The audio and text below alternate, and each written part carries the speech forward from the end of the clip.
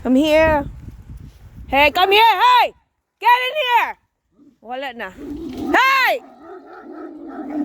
Well, hey! Hey! Come here. You are so bad boy. Get in here. Get in here. Get in here. Whoa. Get in here. Behave. So, gihumana og labat ni Banabills ang ato ang kuano garden. So, ang kulang na lang gid ani is kaning ingon ani kay kung dili na mo siya butangan og ingon ana double fencing. Wala natumba man oh.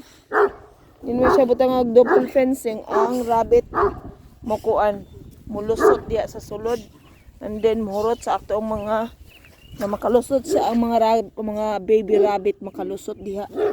Kinahanglan siya i-double fencing kay aron kuan dili sila kasulod.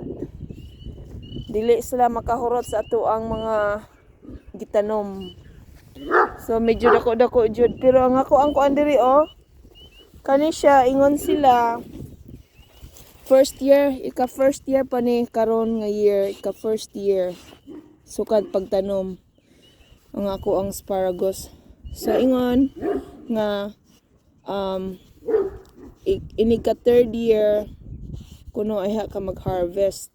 So tinuod jud kay naglanta ko sa mga YouTube no kay ingon ani daay kung first year nimo sukad sa pagtanom manang kuan pa kay siya kanang tiny. Sumuda ko pag gyud kay na siya no, mataas pa na siya.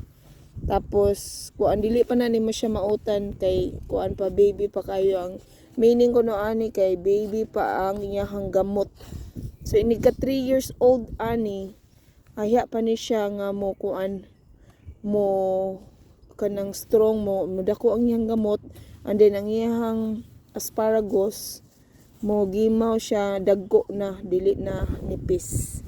So mo na siya meaning ano kunong nga ingon ana ang nipis ang pagkuan meaning ang ihang gamot bata pa so ingon sila dapat 3 years kuan ahya ka makautan ani ahya nimo ma-harvest.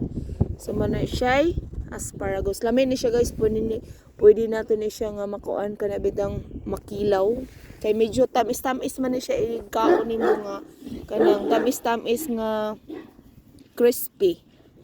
So ang pagluto ani is kanang half cook lang ba kay lami man hey come here bad boy ka ha.